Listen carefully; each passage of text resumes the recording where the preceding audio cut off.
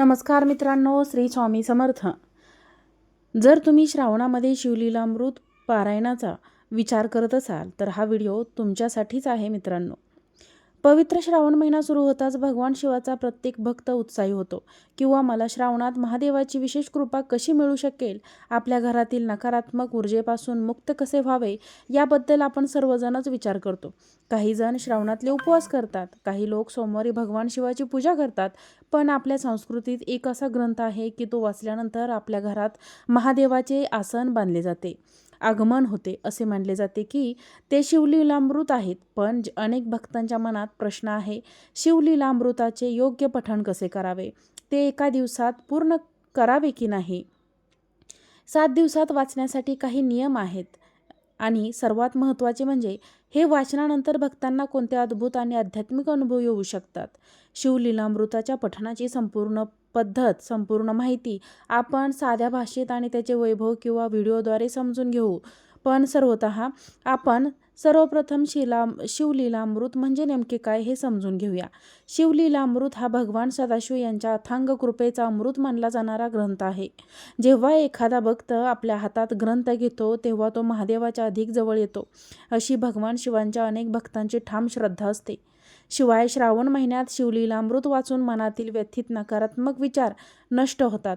घरात सकारात्मक ऊर्जा निर्माण करा. कठीण परिस्थितीतही मन शांत आणि स्थिर राहू आणि सर्वात महत्त्वाचे म्हणजे तुमची भक्ती आणि विश्वास दृढ राहू, ही भक्तांची श्रद्धा आहे. आता श्रावणामध्ये शिवलीलामृत पठणाचा प्रश्न तुमच्या मनात असेल तर कारण आपण हे पुस्तक नेहमी वाचू शकतो, तर मग श्रावणात हे इतके महत्त्वाचे का आहे? पण उत्तर खूप सोपे आहे. श्रावण महिना म्हणजे भगवान शिवांचा महिना. या महिन्यात नागपंचमी, शिवरात्रीला किंवा सर्वात पवित्र तारखेलाच श्रावणी सोमवार प्रदोष व्रत करता येते. शास्त्रांमध्ये असे म्हटले आहे की श्रावणातील रात्रीच्या वातावरणात शिवतत्व मोठ्या प्रमाणात काम करत असते. पावसाळ्यात वनस्पती वेगाने वाढत असल्याने असे म्हटले जाते की श्रावण महिन्यात तुम्ही केलेली कोणतीही भक्ती, प्रार्थना किंवा धर्मग्रंथ पठण हजारो पट अधिक फळ देते. किंवा वेळेवर शिवलीलामृत पठण केल्याने भक्तांच्या जीवनात आनंद आणि शांतीचा डोंगर येतो. ते कसे करायचे ते सोप्या शब्दात मी आता या व्हिडिओमध्ये सांगितले आहे. सर्वप्रथम वाचण्यापूर्वी एखाद्याने तयारी किंवा संकल्प केला पाहिजे. ज्या दिवशी तुम्ही हे वाचन करणार आहात त्या दिवशी ब्रह्ममुहूर्तावर किंवा पहाटे लवकर उठावे, स्नान करावे आणि स्वच्छ वस्त्र परिधान करा. घरात पूजाघर किंवा शांत जागा निवडा. शिवलिंग किंवा महादेवाच्या चित्रासमोर बसा. पूजेचे साहित्य तयार करा, जसे की त्यात तुपाचा दिवा किंवा तेलाचा दिवा, धूप, दीप ठेवा. महादेवाला खूप प्रिय असलेलं बेलपत्र, पांढरी फुले, पाणी, कलश ठेवा. पठण सुरू करण्यापूर्वी किमान 11 किंवा 108 वेळा ओम नमः शिवाय या मंत्राचा जप करा. थोडे पाणी आणि तांदूळ हातात घेऊन मनामध्ये महादेवाची प्रार्थना करा की हे महादेवा, मी माझ्या कुटुंबासाठी, कल्याणासाठी आणि मनशांतीसाठी हे शिवलीलामृत याचं पारायण सुरू करत आहे. ते बिनशर्त पूर्ण करा. आता महत्त्वाची गोष्ट म्हणजे हे पठण किती दिवसाचे करावे? परंतु शिवलीलामृतामध्ये एकूण 14 अध्याय आहेत. तुम्ही तुमच्या वेळेनुसार खालीलपैकी कोणताही पर्याय निवडू शकता. जर तुमच्याकडे एकाच दिवसात वाचण्यासाठी वेळ नसेल तर तुम्ही एका दिवसात सर्व 14 अध्याय बसून वाचू शकता. दररोज 4 ते 5 अध्याय वाचून हे पठण 3 दिवसात पूर्ण करता येते. हे सर्वात लोकप्रिय आहे, जे तुम्ही 7 दिवस 7 आठवड्याच्या पठणामध्ये दररोज 2 अध्याय वाचून एका आठवड्यात 7 दिवसात पूर्ण करू शकता आणि तुम्ही हे संपूर्ण श्रावण महिन्यातही पूर्ण करू शकता. दररोज 1 अध्याय वाचून तुम्ही संपूर्ण महिना शिवलीलामृत वाचू शकता.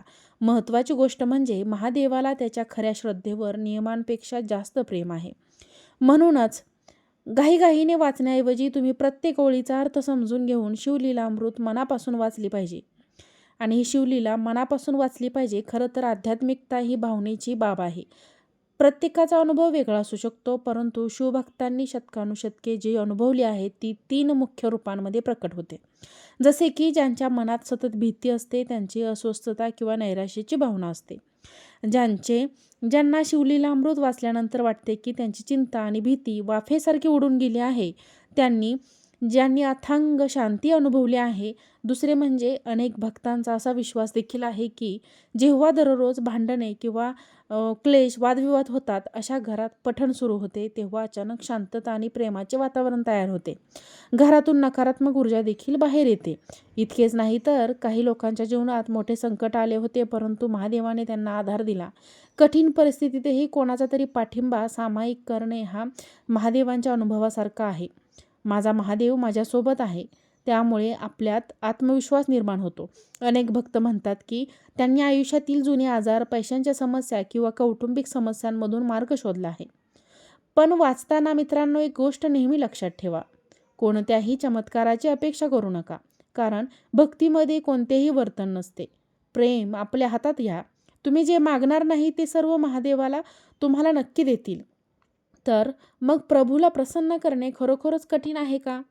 अजिबातच नाही. म्हणूनच त्यांना भोलेनाथ म्हणतात. त्यांना मोठे सोने आणि चांदीची दागिने नको आहेत. त्यांना कशाचीही आनंद घ्यायचा नाही. त्यांना कोणाशीही वैर किंवा द्वेष ठेवायचा नाही. त्यांनी नेहमी जीवनात सत्य आणि प्रामाणिकपणाचा मार्ग निवडावा.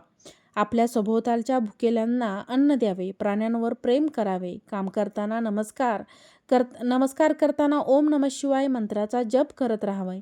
जर तुम्ही शिवलीलामृत वाचत असाल तर इतरांबद्दल वाईट विचार असेल तर तुम्हाला कसे वाटते ते पहा. मग तुम्हाला त्या वाचनाचा पूर्ण लाभ देखील मिळत नाही. म्हणूनच तुमचे विचार आणि आचरण पुस्तकांसह देखील शुद्ध ठेवा. खरा महादेव तुमच्या पाठीशी उभा राहील. कारण श्रावण महिना हा केवळ उपवास करण्याचा किंवा सण साजरा करण्याचा महिना नसतो, तर तो आत्मशुद्धीचा आणि स्वतःच्या महादेवांचा अनुभव घेण्याचा महिना देखील असतो. किंवा अगदी श्रावणात तुम्ही पूर्ण श्रद्धेने शिवलीला पठण करण्याचे ठरवता. श्रावण महिना म्हणजे भगवान शिवांच्या भक्तासाठी श्रद्धा, साधना, संयम आणि आत्मचिंतनाचा काळ. या पवित्र महिन्यात अनेक भक्त सोमवारचे व्रत करतात, शिवलिंगावर जल अर्पण करतात, बेलपत्र वाहतात, महामृत्युंजय मंत्राचा जप देखील करतात आणि भगवान शिवांच्या विविध स्तोत्रांचे पठण देखील करतात. पण याच भक्ती परंपरेमध्ये श्री शिवलीलामृताच्या पठणाला देखील अनेक शिवभक्त विशेष महत्त्व देतात. आजच्या या संपूर्ण व्हिडिओमध्ये आपण शिवलीलामृत म्हणजे काय, ते वाचण्यापूर्वी कोणती तयारी करावी, संकल्प कसा करावा, पठणासाठी कोणती जागा योग्य आहे, किती वाजता वाचावे, एकाच दिवशी वाचावे की 7 दिवसात वाचावे, पठणाच्या वेळी कोणत्या गोष्टी टाळाव्यात, महिलांनी किंवा ज्येष्ठ व्यक्तींनी पठण कसे करावे, घरामध्ये शिवलीलामृत वाचत असताना कोणती साधी पूजा करता येते आणि सर्वात महत्त्वाचे म्हणजे या वाचनाचे चमत्कार मिळवण्याचा मार्ग म्हणून नव्हे तर आत्मशांती आणि भक्तीची साधना म्हणून कसे पाहावे, याबद्दलच सविस्तर माहिती जाणून घेणार आहोत. मित्रांनो, सर्वप्रथम एक गोष्ट लक्षात घ्या की भक्तीमध्ये सर्वात महत्त्वाची गोष्ट म्हणजे मनातील श्रद्धा. एखादा ग्रंथ किंवा वेगाने वाचला ग्रंथ किंवा तो एका दिवसात पूर्ण केला किंवा पूजा किती मोठी केली यापेक्षा आपण तो ग्रंथ कोणत्या भावनेनं वाचतो हे अधिक महत्त्वाचे आहे. त्यामुळे जर तुम्ही श्रावणात शिवलीलामृत पठण करण्याचा विचार करत असाल तर सुरुवातीलाच मनात एक शांत संकल्प करा की हे पठण माझ्या मनाची शुद्धता, सात्विकता, कुटुंबातील सुखशांती, सद्विचार आणि भगवान शिवावरील माझी श्रद्धा दृढ करण्यासाठी आहे. आता प्रश्न येतो की शिवलीलामृत म्हणजे नेमके काय? शिवलीलामृत हा महाराष्ट्रातील शिवभक्तांमध्ये अत्यंत लोकप्रिय असलेला भक्तिपर ग्रंथ आहे.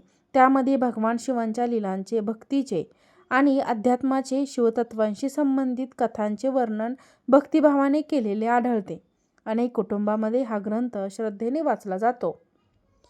काही घरांमध्ये नियमित पारायणाची परंपरा देखील आहे, तर काही भक्त श्रावण, महाशिवरात्री किंवा इतर शुभप्रसंगी त्याचे पठण देखील करतात. या ग्रंथाचे महत्त्व समजून घेण्यासाठी आपल्याला एक गोष्ट समजून घ्यावी लागेल. धर्मग्रंथ वाचणे म्हणजे फक्त शब्द मोठ्याने उच्चारणे नाही, तर त्यामागे असलेला संदेश आपल्या जीवनात उतरवणे ही खरी साधना आहे. जर आपण शिवलीलामृत वाचत असताना भगवान शिवाच्या करुणेची, संयमाची, सत्याची, भक्तीची आणि वैराग्याची शिकवण मनात घेतली तर त्या वाचनाचा आध्यात्मिक अर्थ अधिक खोल होतो. म्हणूनच श्रावण महिन्यात वातावरणात भक्तीचे वातावरण निर्माण होते. घरामध्ये सकाळी दिवा लावणे किंवा शिवनामाचा जप करणे, अभिषेक करणे आणि धर्मग्रंथाचे पठण करणे यामुळे आपल्या दैनंदिन जीवनाला एक शिस्त मिळते. ही शिस्तच मनाला स्थिर करण्यासाठी मदत करू शकते. आता आपण पाहूया की शिवलीलामृत पठण सुरू करण्यापूर्वी नेमकी तयारी कशाची करावी. शक्य असल्यास सकाळी लवकर उठून स्नान करा. स्वच्छ आणि साधी कपडे घाला. घरातील पूजा किंवा पठणासाठी स्वच्छ जागा आणि शांत जागा निवडा. त्या जागेची स्वच्छता करा. एका चौरंगावर स्वच्छ वस्त्र अंथरून त्यावर भगवान शिवांचे चित्र किंवा शिवलिंग असेल तर श्रद्धेने ठेवा. समोर पाण्याने भरलेले पात्र ठेवू शकता आणि दिवा लावा. धूप किंवा अगरबत्ती लावायची असल्यास कमी प्रमाणात लावा आणि खोलीमध्ये पुरेशी हवा खेळती राहील याची देखील काळजी घ्या. शिवाला बेलपत्र अर्पण करण्याची परंपरा आहे. ताजी आणि स्वच्छ बेलपत्रे उपलब्ध असतील तर ती श्रद्धेने अर्पण करा. पांढरी फुले किंवा उपलब्ध असलेली साधी फुले वाहू शकता. महादेवाच्या पूजेसाठी महागडी सामग्री आवश्यक आहे असा गैरसमज मनात देखील ठेवू नका. भक्तीमध्ये साधेपणाला खूप मोठे स्थान आहे. आता पठण सुरू करण्यापूर्वी काही वेळ डोळे बंद करा आणि खोल श्वास घ्या आणि मन शांत करा. त्यानंतर 3, 11 किंवा आपल्या श्रद्धेनुसार 108 वेळा ओम नमः शिवाय या मंत्राचा जप करू शकता. त्यानंतर मनात संकल्प करा. उदाहरणार्थ, हे महादेवा, मी श्रद्धेने शिवलीलामृत पठण सुरू करीत आहे. माझ्या मनाला सद्बुद्धी द्या. माझ्या कुटुंबामध्ये प्रेम आणि शांतता राहू द्या आणि मला सत्य, संयम आणि चांगल्या मार्गावर चालण्याची शक्ती द्या. असा साधा संकल्प पुरेसा आहे. इथे एक महत्त्वाची गोष्ट आहे. संकल्प म्हणजे देवाकडून एखादी गोष्ट जबरदस्तीने मिळवण्याची मागणी नाही. संकल्प म्हणजे स्वतःच्या मनाला एका चांगल्या दिशेने नेण्याचा देखील निर्णय आहे. आता प्रश्न येतो की शिवलीलामृत किती दिवसात वाचावे. यासाठी प्रत्येक भक्ताने आपल्या वेळेनुसार आणि आपल्या परंपरेनुसार निर्णय घ्यावा. काही जण संपूर्ण ग्रंथ हा एका दिवसात वाचण्याचा प्रयत्न करतात. काही जण काही दिवसात विभागून वाचतात. काही भक्त 7 दिवसांचे पारायण करतात तर काही जण दररोज थोडा भाग वाचून संपूर्ण श्रावणात पठणाची साधना सुरू ठेवतात. मात्र कोणताही एकच प्रकार सर्वांसाठी बंधनकारक आहे असे समजण्याची गरज नाही. तुमच्याकडे वेळ कमी असेल तर तुम्ही कमी भाग वाचा, पण मनापासून वाचा. तुमच्याकडे अधिक वेळ असेल तर अर्थ समजून घेत सावकाश वाचा.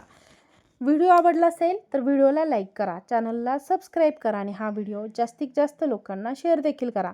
आजचा व्हिडिओ पाहिल्याबद्दल तुम्हा सर्वांचे मनापासून खूप खूप धन्यवाद. श्री स्वामी समर्थ मित्रांनो. ओम नमः शिवाय.